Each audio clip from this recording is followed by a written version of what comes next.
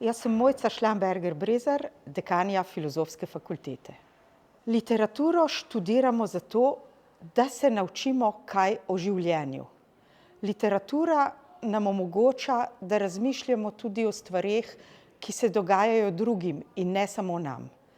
Poglabljamo se v njihove usode, s tem gradimo empatijo in se učimo človeških odnosov. Več jezikov je dobra popotnica za pot v današnji svet, ki je popolnoma globalen. Že če greste po Ljubljani, vidite, da je slovenščina mogoče kar v manjšini. In to je ena plat. Več jezikov se učimo, da je dobro poznati, da lahko komuniciramo z več ljudmi. Ker več ljudi pomeni več izmenjav, več zgodb, bolj pester vsakdanjik. Poleg tega pa učenje jezikov tudi vpliva na naše možgane. Več jezikov znamo, bolje se nam bodo razvili možgani. Jaz sama zaupam sami sebi, ker že dolgo prevajam, ker že dolgo poučujem francoščino, se pa vsake toliko časa tudi pomenim z Diplom ali pa z Google Translatom, predvsem zato, da vidim, ali so študentje kaj goljufali, ko so oddajali domačo nalogo. Po drugi strani pa je uporaba umetne inteligence lahko zelo koristna.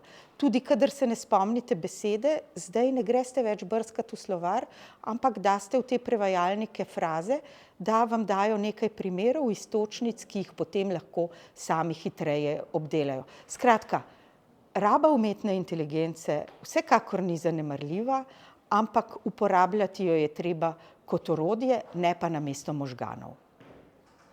Bojim se, da jih spreminja, ker je zdaj to, kot je Michel Serres rekel v svoji Palčici. Tam ima tako primerjavo, ko so svetemu Deniju odsekali glavo, prijel jo je v roke in je odšel do Saint-Denisa, kjer je zdaj bazilika, in jo je tam položil na tla, z Montmartra, ne. To je nekako več kot pol Pariza. In on je hodil s to glavo v rokah. Zdaj bojim se, da mladi imajo vse, kar bi morali imeti v glavi, na telefonu ali pa na računalniku.